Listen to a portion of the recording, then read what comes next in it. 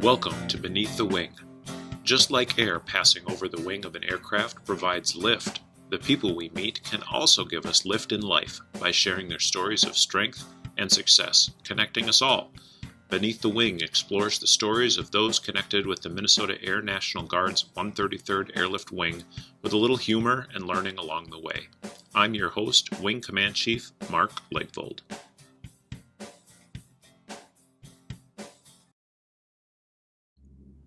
Joining me today on Beneath the Wing is Brigadier General Sandy Best. She started out enlisted at the 133rd Airlift Wing here in Minnesota and has worked her way all the way up to our Joint Force headquarters and has a great job at the Pentagon, which we're going to learn a little bit more about. So welcome, General Best. Thank you very much, Chief. So you started out as an enlisted member at the 133rd, and you've moved all the way up to General Officer. What was that journey like for you? It has been a fantastic journey, and there's none of it that I wouldn't repeat if given that opportunity. Beginning with my 7 years enlisted as a personnelist, and then moving into a variety of positions. I was first commissioned as a military equal opportunity officer, have held a variety of positions at the wing, squadron, group, and now Joint Force Headquarters, and it's been a great journey. Awesome. There are all kinds of levels of our organization. So what was the most meaningful to you? Your first stripe, your NCO, becoming an officer as a lieutenant, or making general officer, and why? I think all of them were important, and the most important, I couldn't have done any of them without those stepping stones. So I still have to say all of them. And I think they help grow you to become a general officer. So certainly starting from the very beginning, the first stripe, and all the people that you meet along the way that help grow you into a general officer. Don't get here on your own. Fantastic. Who would you consider a mentor of yours throughout that long and distinguished career? I'm sure you've had a lot of people make a big impact. Who made the biggest impact for you? Oh, so many. So hard to answer this question, but a lot of enlisted leaders, to include Chief Thompson from Civil Engineering Squadron, became one of our senior enlisted advisors at the 133rd. Chief Himmer. Because I remember Todd Thompson when I was in civil engineering as well.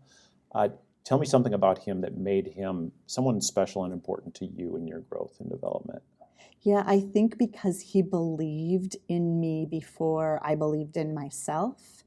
And so all of the leaders that I could list, and the list is so long that I think individuals who get on that list is because they believe in you before you believe in yourself. Is that a good quality of a leader? Yes, that's a very good quality. Sometimes it's tough, though, for us to want to believe in someone so much, and yet they fall short in our eyes, and sometimes we have to self-correct them and convey that message of, I really believe in you and you're disappointing me.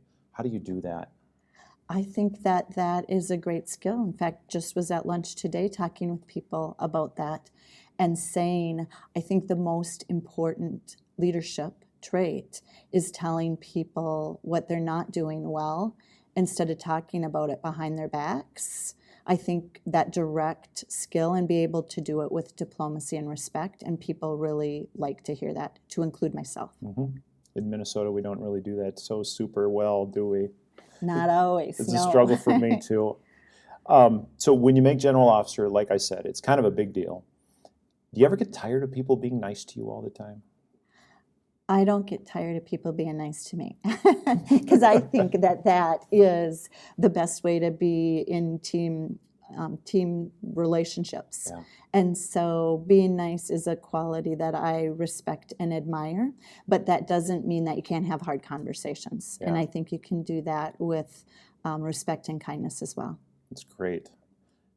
I'm nice to you because I like you, and I've known you for a really, really long time. Thank you. And even though you're someone that outranks me tremendously, being nice is easy when you feel like you have an authentically kind and caring relationship.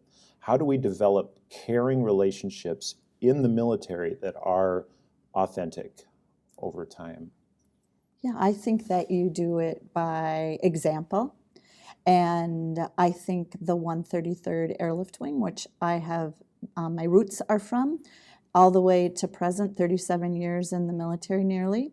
And I have done that by leaderships throughout, and you learn a little bit from all of them. That's how I think you do it, by mentorship, sponsorship, and coaching. Mentorship, sponsorship, and coaching.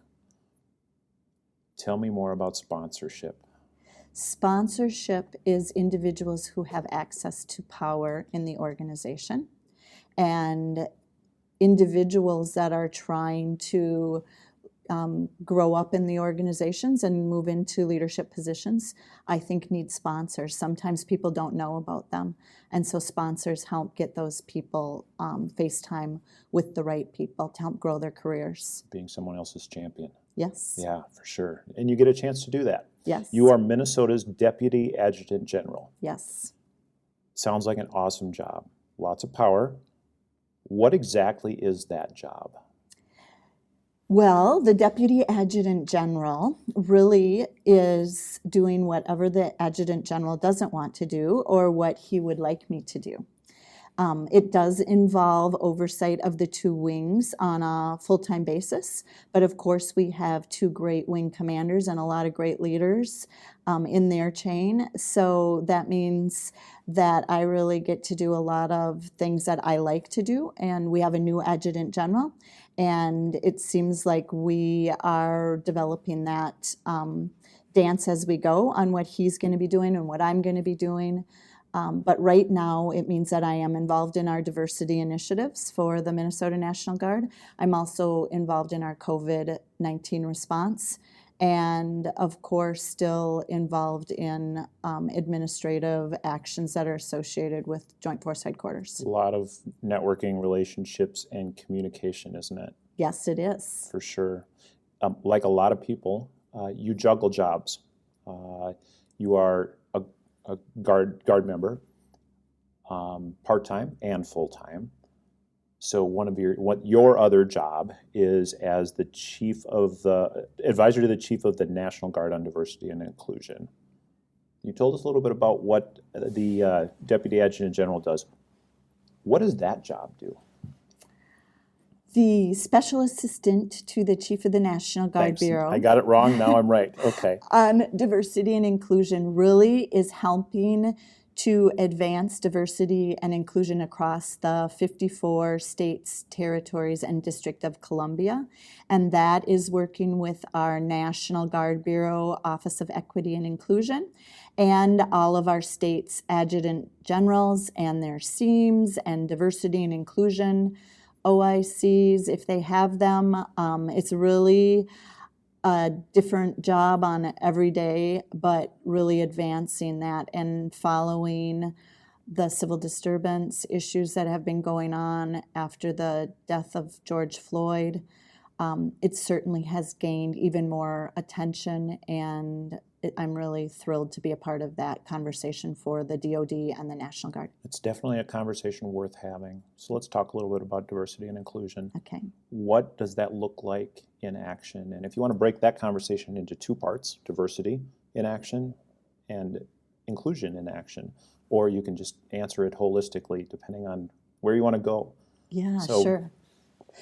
Well, first of all, I want to say that I think I was selected for this position by General and Gal because Minnesota is really doing a lot of good work in this area.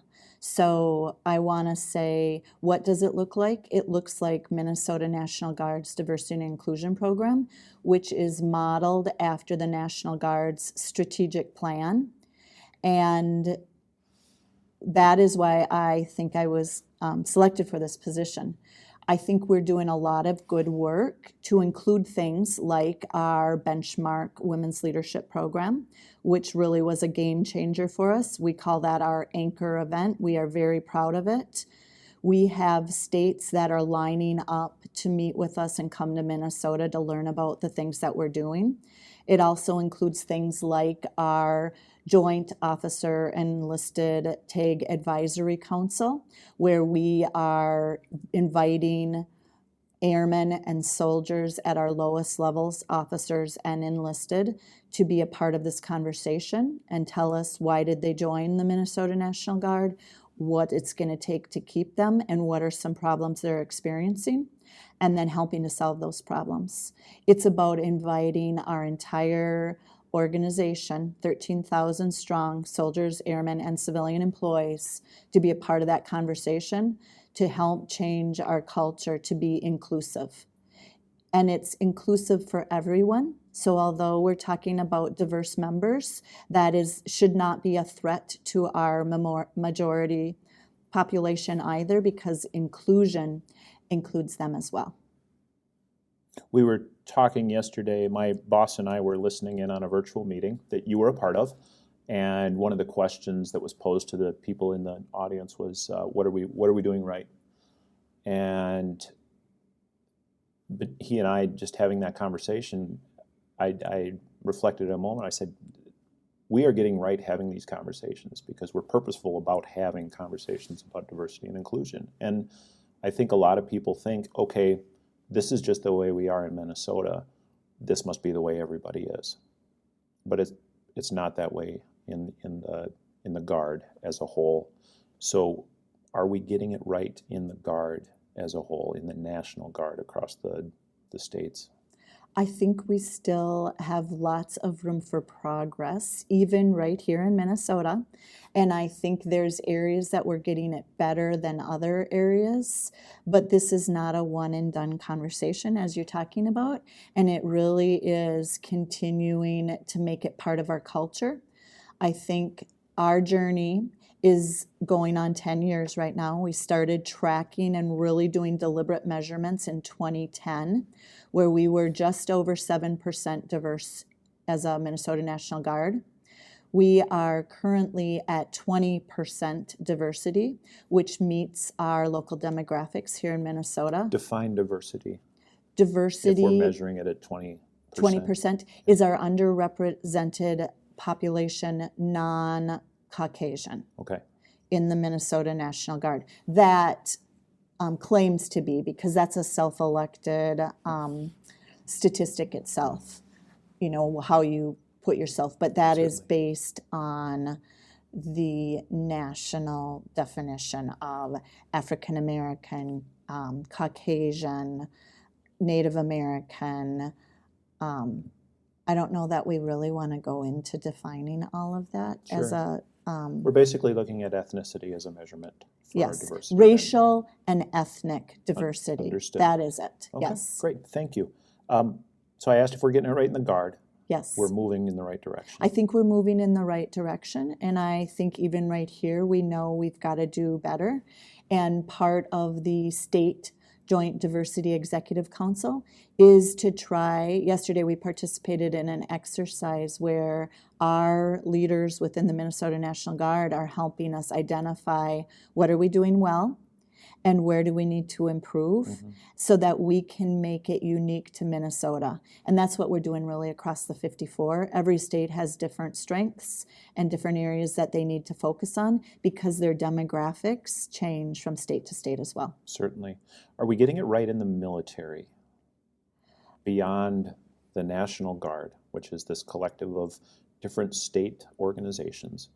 But when you take the huge melting pot of a military across our entire country, are we getting it right in the military?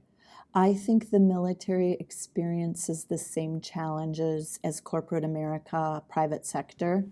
And so what I would say is, just like on any other issue, the military often leads the way with change. I think that is the same thing you'll see. Immediately following the civil disturbance across the U.S., the Secretary of Defense stood up a diversity board to look at this. And Minnesota ensured that we had a primary and an alternate that was put in for every one of those categories. And we were fortunate to get I think we have probably 5 people participating at the national level right now in this conversation. And it's a small group of people when you compare it to the whole of the military, DOD, correct? every component, yes, it is. And we have a Minnesota National Guard airman from the 133rd, Master Sgt. Todd, that is on that board. So very cool. And then we have others too from the Army National Guard that are participating. So I think that what the work they're doing, and then the Air Force stood up their own called Diversity and Inclusion Board, and then the Army stood up one that's called Project Inclusion. And I think that we are, as an organization, institution, making headway. It's not over yet, though, because even here in Minnesota, we have we can bring in a lot of diversity, and we can even get them to our mid-level. But the real test of time is going to be growing our diverse members to senior leadership positions. It's a struggle and a challenge to get our members in the door, get them trained up, and keep them. And I think corporate America, you brought up how corporate America will struggle with this issue, but they also struggle with retaining the best and the brightest within their roles. So I think you're absolutely right. Active duty struggles with the same kind of things that a large corporation struggles with. So if someone's listening that is part of that corporate America struggle, hey, we've got some good assets here in the military that we're working on getting it right, I think. When will your job as a special assistant to the Chief of the National Guard on diversity and inclusion go away? When are we done? That position will not go away. That position will be replaced with new, fresh ideas from across our formation. And it's a 2-year assignment. So for me, I will end my tour in March of this next year.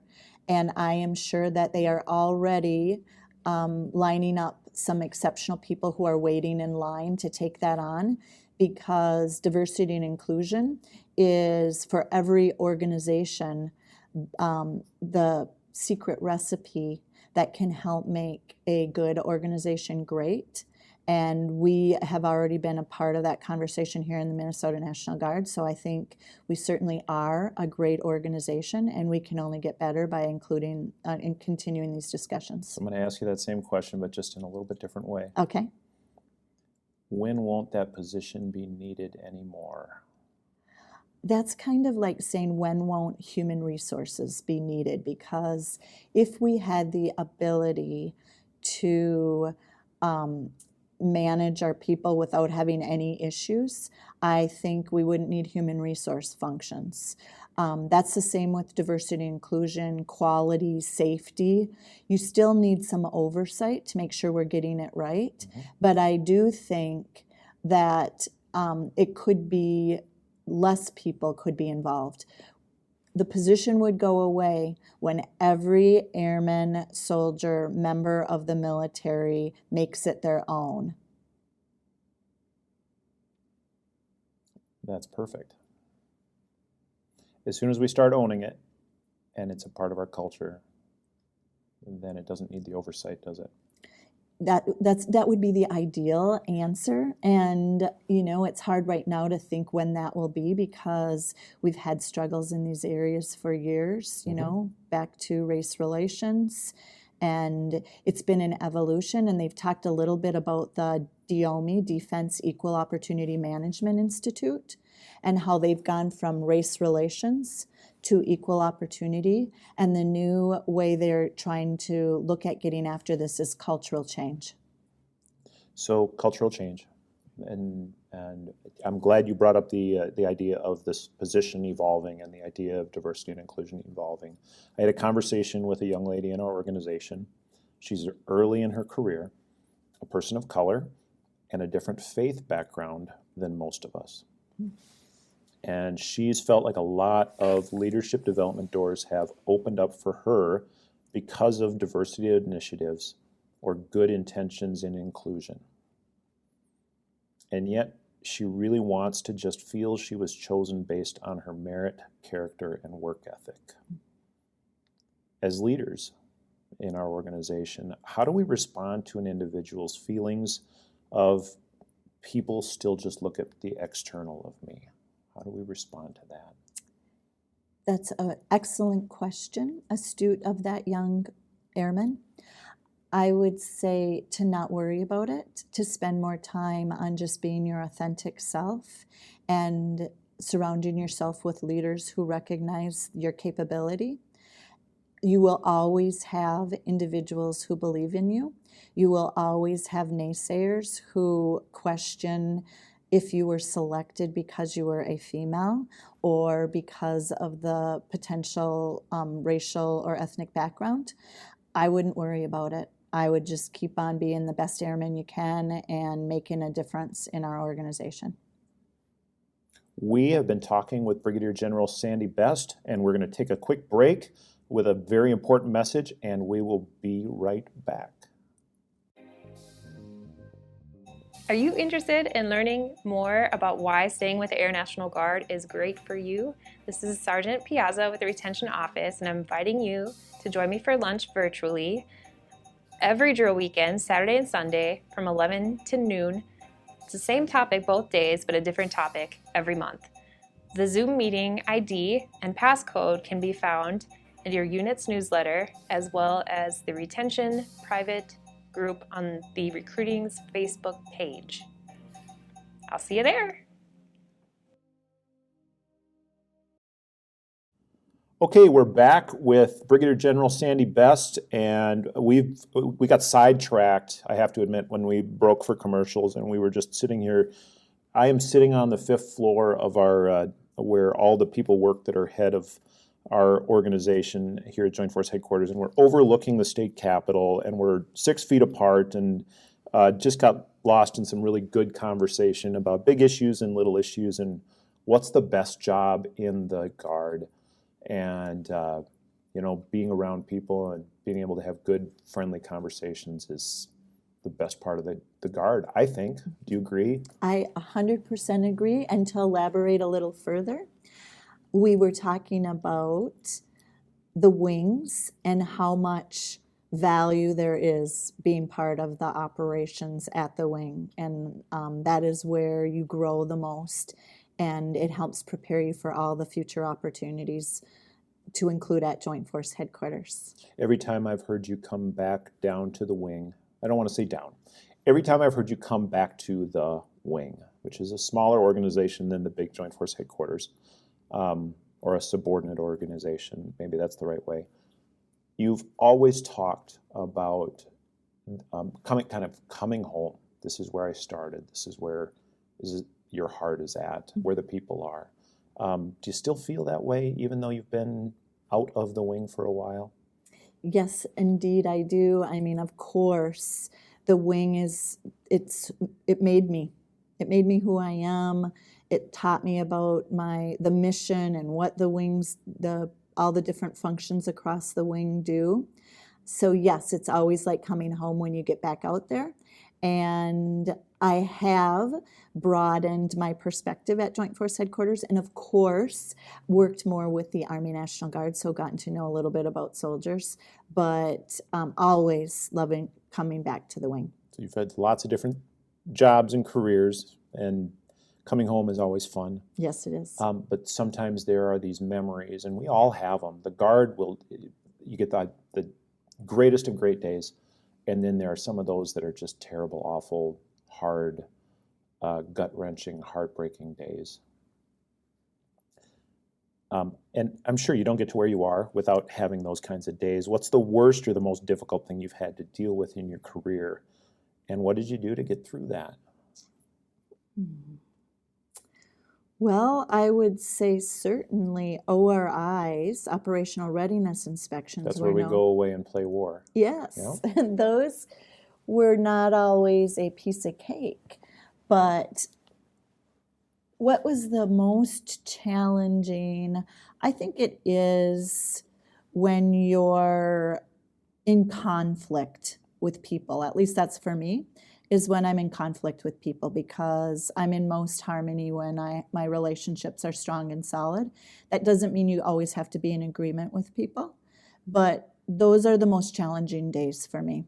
And I think how I overcame that was just working to resolve those relationship issues. And it doesn't mean that you're going to be best friends with everybody that you have relationship issues with, However, I do think it can be respectful, and that you can get the job done, and that you can determine like left and right boundaries, and that helps me move on and other individuals move on too. So that's, I guess, the most challenging would be when I'm in conflict with people, and what can I do to resolve it. Does rank help? Rank doesn't always help. You know, I think that I have more conflict at my level than I did throughout my career, because you're really going to bat for issues that we need, whether it's resources or people or other things that people have very strong opinions about. So I think rank, it just comes with rank. More conflict comes with rank, and you have to get more comfortable with that conflict. And yeah, that's where I'll leave it. Yeah, and yet you seem so, you know where balance is for you, and that is when that relationship is intact. And yet there can be good conflict in a relationship, and balancing that it's really, really hard. I think people like you and I kind of have the same way that our heart is driven, where we just want everybody to be friends, get along, care about one another, and just get that. Yes. And sometimes that's really, really hard. And it, like I said, it can break your heart. It is hard. And balance of life is hard too. And so when you're balancing your home life and your work life, I just would like to throw that in, although you didn't ask the question. Balance helps with that. So when things are going well at home, it makes it easier when things aren't going well at work. And vice versa. Mm-hmm. When things aren't going well at home, it makes it easier when things are going well at work. So what do you do to balance home and work? Because you got 2 jobs in the military. You probably could use 3 more, but also keeping things balanced at home. What's something that you would recommend to other people to keep that balance? Well, first is to recognize that you are not perfect, and it's okay that you have good days and bad days, and that you just accept that, and that you don't try to be perfect. And you just accept some days you're going to not be your best at home or at work. So I think that helps. And I think that you just have to be deliberate about going home on time, eating dinner with your family when you can. Now, you can't always do that because the demands of the mission might change it. But when you can, you need to go home and do those kind of things. You can always turn the computer back on later at night when your family's asleep or things like that. So I think balance, I think avocation, doing fun things, making time for people that you serve with and outside of the organization. That's been really hard with COVID and making time for people that we serve with and spending that good time. I didn't mean to interrupt you on that, but wow, we've had some challenges connecting, and keeping those relationships intact is a struggle for all of us. What have you done that's creative in that aspect to keep those relationships intact, even though we can't do like we're doing where we're sitting eye to eye? I mean, 6 feet apart is 6 feet apart, but we're able to make eye contact and talk where we haven't been able to do that in quite a while. Has that been a struggle for somebody that's heart-driven like you are? I think it's really important to still touch our airmen, and to, whether that is reaching out to them with phone calls, weekly meetings, the people that are working virtually right now, we make sure we have touch points. And then we do celebratory things, like if somebody completes their CCAF, making sure that we celebrate that achievement, or promotions. Even when it has to be virtual and small in number, you can still do some celebratory things, and I think that really helps the tough days too. I agree. One of the coolest things that I watched early in COVID and early in us getting used to doing things differently is I watched some of our airmen get promoted in their living room on camera with their whole squadron still there. The whole organization was still there, but they were able to be there with their family. And I thought, if any organization ought to do this really, really well, it's us. I agree. Yeah. And I think the Air National Guard is really good at those kind of creative, innovative options to celebrate our airmen. So let's do some quick questions. Okay. And there's rules with this little game that we do on the podcast, and that is I'm going to ask a question, and you get like a 1 or 2 word answer, and then we move on really, really quick. Okay.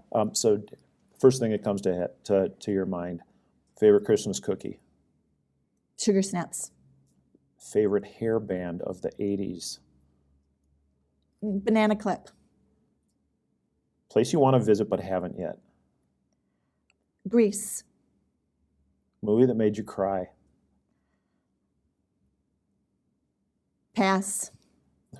Yes. I'll say that lots of them do, because whether it's happy or sad, I'm a full range emotion kind of person, so easily brought to tears. Fair enough. Book you're most embarrassed to have on your bookshelf? Can't think of one. Really? Okay. Pumpkin spice latte or peppermint mocha? Peppers. Oh, the first one. Pumpkin spice? Pumpkin spice. Just my opinion, it just went down. Packers or Vikings? Oh, I root for the Vikings when the Packers aren't playing. Oh, that's a... That's a politically correct answer when you're in the Sure. Minnesota National Guard and live in Wisconsin. I know. That's why I asked that one. So I'll ask it again. Packers or Vikings? Come on. I'm going to give you the same answer. I root for the Vikings when the Packers aren't playing. Okay. All right. Fair enough. Just for the record, a non-answer. Okay, so 1-star general in the Minnesota Air National Guard. You're kind of a big deal. Powerful woman. Another powerful woman in history was Eleanor Roosevelt. Do you agree? Yes. So I envisioned this, leather-bound books and armchairs and a fire in the fireplace, and you and Eleanor Roosevelt are sitting around doing shots of tequila. Which one between the two of you would eat the worm? Eleanor. Okay. Now, between the shots and the salt and the lime, what are some questions you would ask her? Where would you see yourself 50 years in the future? Do you think she would be happy with where we are? I think she would be ecstatic with where we are. Great. Now, that doesn't mean she wouldn't still want to see changes, but course. I definitely think that she would agree that we have made huge headway and that we still have room for improvement. I'll agree with that. There's always more work to do, and I think she would agree with that wholeheartedly. There's always more work to do. So you deal with a lot of heavy issues in your job. What makes you laugh? What makes me laugh? Airmen and soldiers, and seeing the fun things that are happening in their life, and of course my own family. And I think that there is a lot of things to laugh about on a daily basis. And so taking time to get out of the heavy issues and just engage with people around you so that you do have the ability to think about less stressful things. Do we laugh enough at work? We need to laugh more. I agree. It's tough in uniform sometimes, isn't it? It can be. Yeah. I think that we've created an environment where people can laugh. And that's, I think, part of an inclusive environment where you can be your authentic self. You can talk about the funny things that your kids are doing or the not so funny things, because sometimes, even in the midst of really hard times, when you find out you're not the only one that's dealing with that, like you and I think, have even had conversations about our kids and things that they're doing. And sometimes you're left to think you're the only one dealing with those kind of issues. And you find out it's just part of parenthood. Mm-hmm. And we all struggle with parenthood at times, don't we? Indeed. It's tough. Like marriage. True. But struggles are worth having, right? Absolutely, yes. Are we having the struggles that are worth having? And back to, kind of the bigger organization. When it comes to the things that we're focusing on as a big organization, being the military in the state, are Are we having the struggles that are worth having when it comes to the big issues? And you think about it, just the meeting that we were in yesterday, where we were talking about, are we ready to deploy into our federal mission? But at the same time, we're getting ready for more COVID response, and our soldiers and airmen that are working for the state right now in all kinds of different missions that they're not used to doing are doing a phenomenal job. We're worried about what the budget is going to look like in the coming years. Same kind of struggles that corporate America has, but on a different scale and with a different span of control. So many things to focus on means you struggle to focus on the right things. Do you think we're focusing on the right things? I absolutely think that there's so many things to focus on that we have to prioritize the focus. And I am very proud of the leaders at all levels of our organization, to include our Adjutant General, to engage in these hard conversations, starting with, for both of our wings, our weapon systems to ensure the future of the Minnesota Air National Guard. But beyond that, the things that help us prepare for our federal mission, our state mission, which is training our airmen, recruiting, retention, all of those, and ensuring it's an inclusive environment for the ever-changing types of individuals that we are going to be recruiting into the Minnesota Air National Guard. I think we're spot on with the conversations that we're having. They are not easy, and we need to be challenged by our incoming and younger airmen, which again are strengths of the Minnesota Air National Guard. Great. We work with all kinds of different leaders and everybody that struggles with these questions. I mean, I lose hair over it. And we all kind of handle that differently. And we're pretty lucky, you and I, to work with so many different diversely skilled leaders nationally and within our state. So you get to go and influence people across the country, which is great. Who are some of the people that you run into that you think they are having the most fun in their job? They've got that air about them. They're enjoying it. Who are some of the folks that you get a chance to see that in? That's a great one. I think that there's so many people. I'm going to start right here in our state, that I think the higher you go, the more serious you get about some of these issues, because you do lose hair or get gray hair over the kinds of issues that we're dealing with. So I think as you're coming up, enjoy every moment. But I even think our senior leaders don't have to do this. Many of them are working for other employers. They choose to do this, especially our drill status guardsmen who are choosing to do this. So when I look around, I think pretty much everybody who's in our formations, because it's a volunteer force. They're here because they want to be here. And we are challenged in this COVID period and virtual time of getting recruits, but our recruiters are up for the challenge and coming up with incredibly unique ways to do it. And I'll give a shout out to Tech Sergeant Sprick at the 133rd, doing incredibly cool things on the recruiting front. And only because Jeff Sprick is Jeff Sprick, I also need to say he would be the first to say, you don't do that alone, you do that with a team of folks. And so he gives credit to a whole bunch of others across the wing in our state, and that's what I'm going to do too. Absolutely. So closing it out, what advice would you give? I asked Chaplain Beckwith, so he gets a chance to do a survey every Sunday. A sermon every Sunday. We get a chance to do a survey almost every week, it seems, but write this down. If you were to give advice to people who stand in your footsteps, in your footprints, and want to get to where you are, what would you have them write down? I would have them write down something that one of my mentors that I, to this day, know helped me become a general officer. And that was that, first of all, you have to believe in yourself, and that you have to take chances when somebody taps you on your shoulder and says, hey, what about this?